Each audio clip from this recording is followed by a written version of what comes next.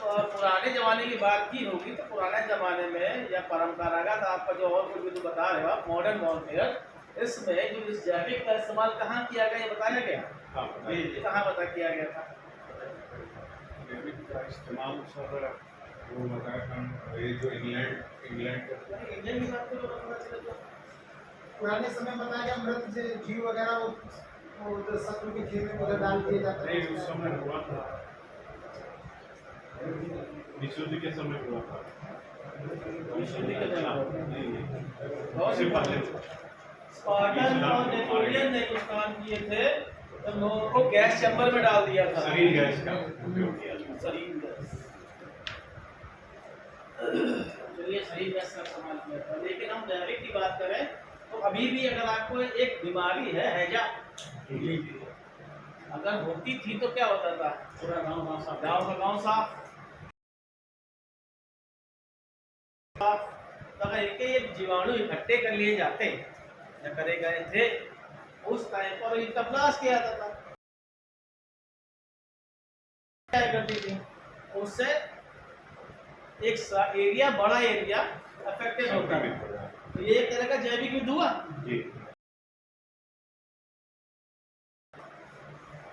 82 और 85 के टाइम पर मुंबई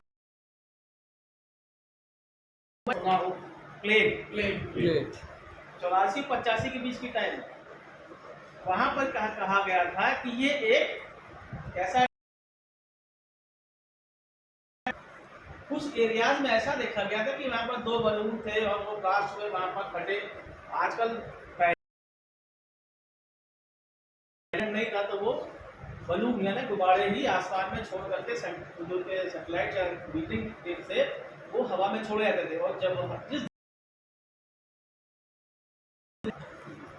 एक समय आता है बलून गिरेगा, वो गिरेगा तो ढूंढने नहीं जाएंगे, लेकिन तब तक वो डेटा क्या होते थे। तो ऐसा कुछ रहा कहा जाता है। लेकिन प्लेग बीमारी होती किसके कारण है? चूहों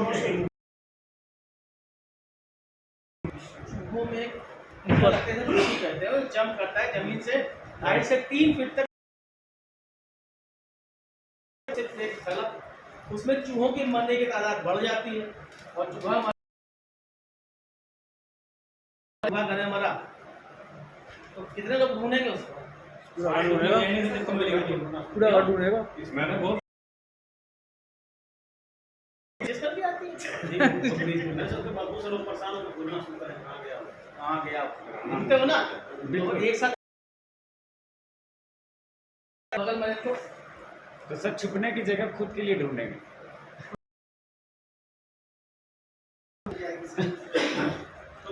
भागना ही पड़ेगा वहां से, नहीं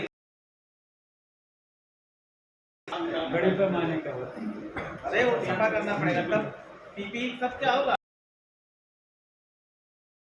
सबके पास थोड़ी होती है, होगा क्या होगा पीपी ये पूछ रहा हूँ। आपका रूमाल हो सकता है,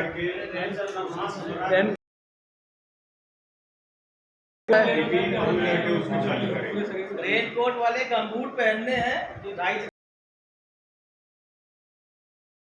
पैंट पहनने को जीन्स टाइप की हो और ग्लव्स पहनने के बाद वो मास्क लगाना। मास्क तुम्हारे पास था, चूहा ढूंढना शुरू करना था। आज भी चूहा इसे ढूंढ नहीं पाओगे, देर ना कुछ बांधना पड़ेगा तभी चूहा ढूंढ कर पता नहीं ढूंढ पाओगे, बदबू बहुत तेज आएगी। तो ये जो था ये क्या हुआ, एक जैविक हो गया। रसायन में क्या था, कुछ केमिकल जैसे थे। क्लोरीन गैस आज भी इस्तेमाल होती है। एक गैस और होती है हमारे ऐशबाग में, रीता आइसक्रीम थी ना, वहाँ क्या हुआ था? कौन सी गैस? क्लोरीन गैस थी, अमोनिया वहाँ नहीं अमोनिया गैस।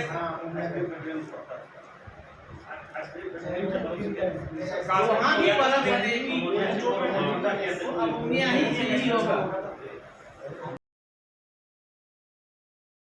कहीं मिलती है, खाली वहीं मिलेगी कोल्ड स्टोर में। बस आज भी सब कैसरोला के अंदर वो गैस लीकेज होगी, उसमें क्या होता है उसमें? आज ही नुकसान क्या होता है अगर कोई देर रखते हैं जो कि सरंगीहीन होती है, चकत्ते पड़ जाएंगे, आंखों में जलन, कम सुनाई देना। जी पिछलाएगा सर, चक्कर आएंगे। वॉमिट होगा, चक्कर आएंगे, आंखों से आंसू निकले, वो नाक रहेगा। और अगर ज़्यादा ले लिया तो लंग्स में इन्फेक्शन होगा और लंग्स में छाले पड़ सकते हैं, गले को सांस लेने में दिक्कत होगी और उस व्यक्ति की मृत्यु हो सकती है।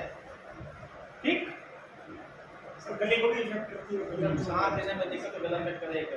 रास्ते में एक ना कोल्ड स्टोर था, उसमें सर अमोनिया गैस मिक्स हो गया था।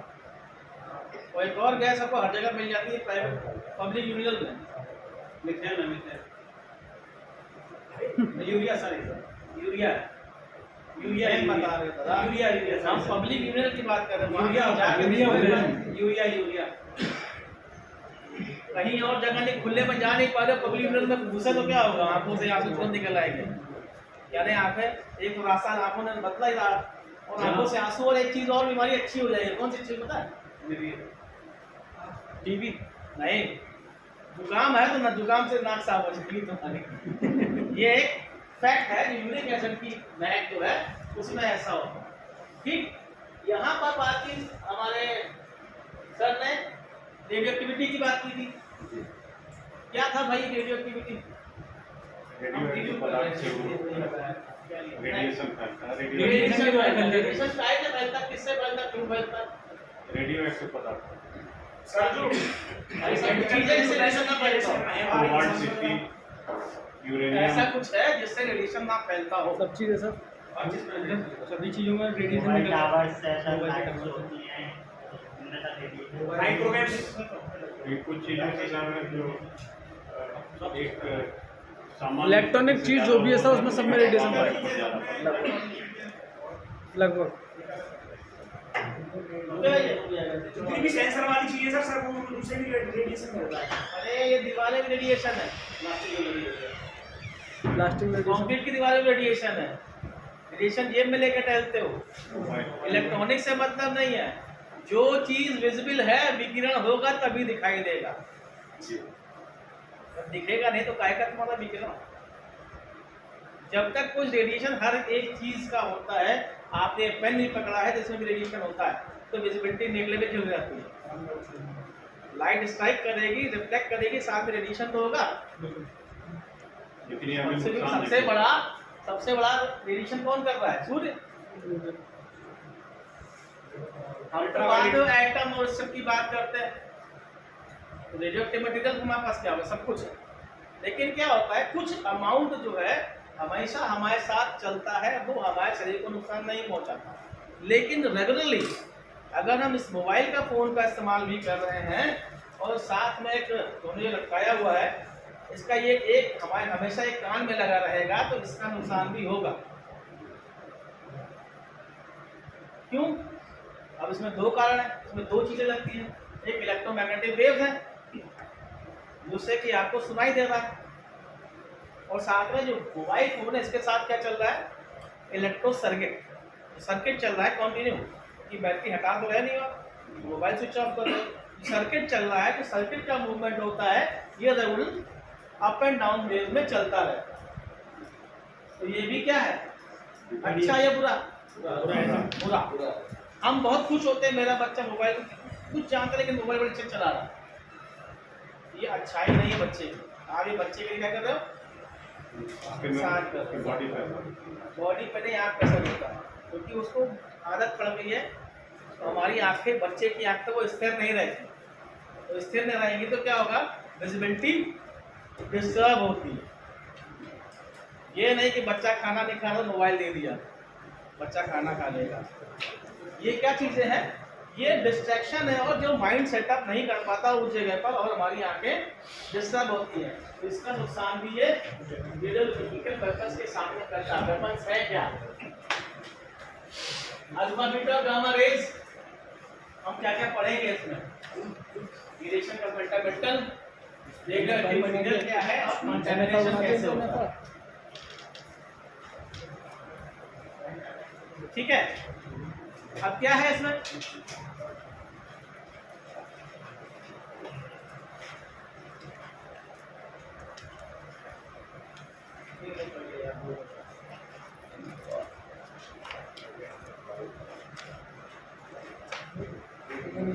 तो आगे देखिए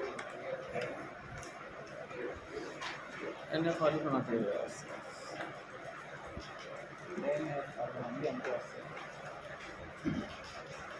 बस हो गया। हो गया सर, थैंक यू, धन्यवाद। ये पकड़ लीजिए। उनका रिचार्ज कर लीजिए। अरे सुनिए, वो ले लेंगे, वो ले लेंगे। है रिचार्ज ले लेंगे बाद वो में। है वही है। वही ले लेंगे रहने दो। अच्छा, रेडियो एक्टिव मटेरियल आपको कोई डब्बा रखा हुआ है, पहचान जाएंगे इसमें रेडियो एक्टिव मटेरियल हो सकता है। सिंपल होता है, सिंपल बना होगा। कैसा सिंबल बना होता है? सर अगर कुछ लाइट या अगर मंशा सही है तो पता चलेगा कहीं से कहाँ पे। सर ये का बोल रहा हूँ, लाइट उसकी ज्यादा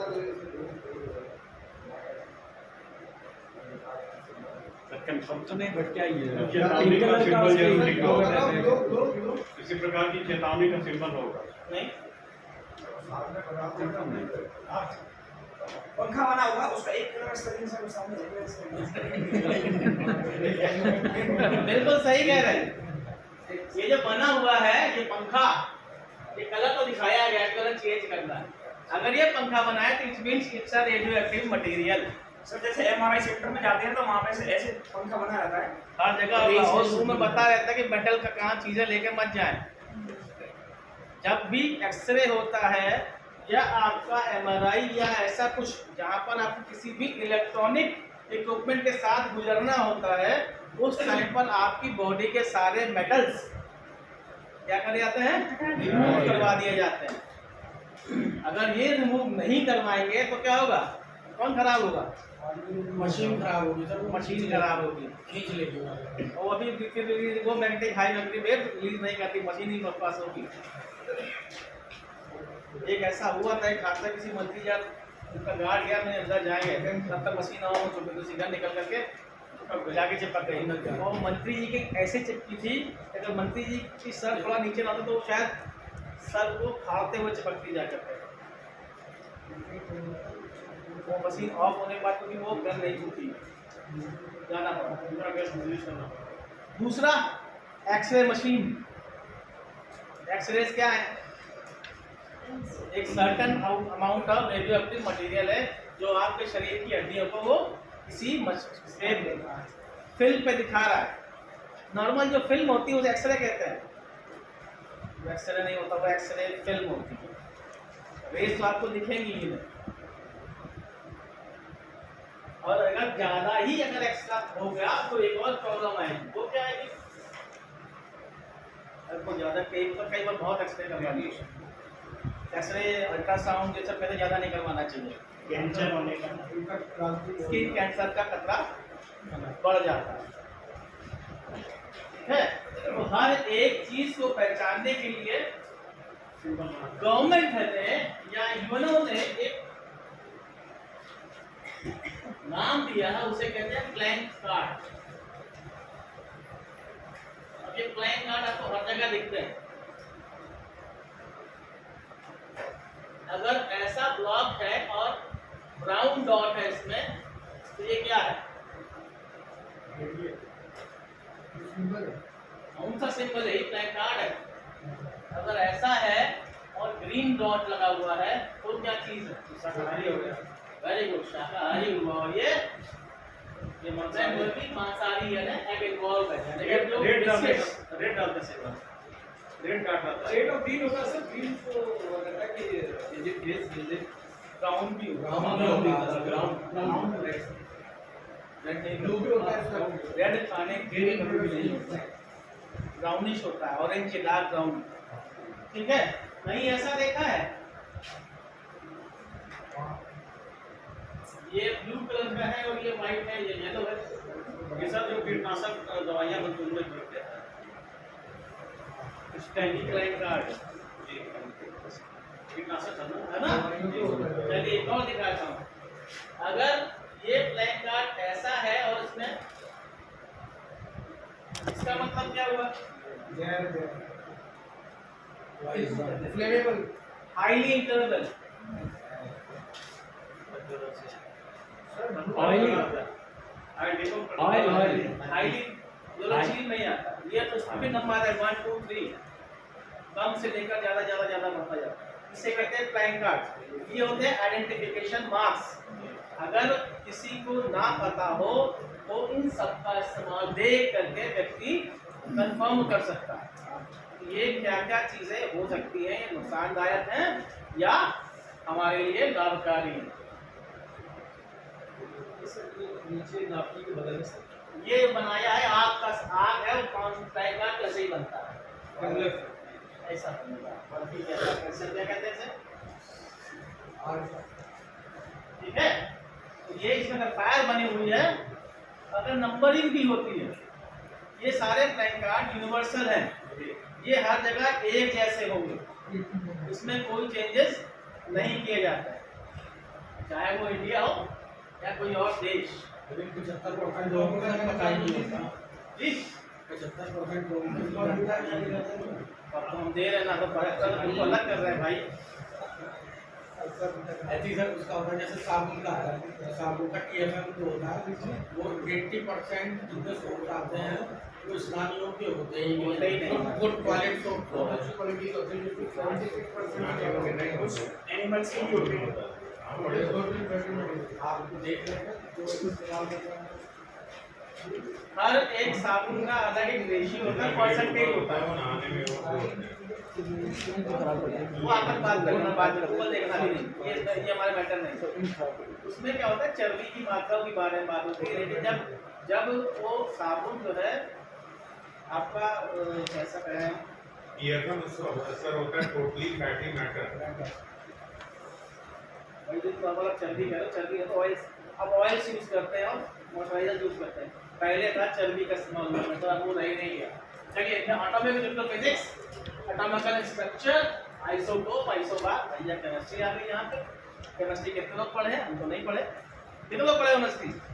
वेरी गुड, तो हम आपको यहाँ बुलाएंगे। न्यूक्लियर डीएल हाफ लाइफ, इनकी हर एक किसी एक व्यक्ति की उम्र होती है क्या, जो पैदा हुआ है वो समाप्त नहीं होगा, लेकिन ये जो हाफ लाइफ है, हाफ लाइफ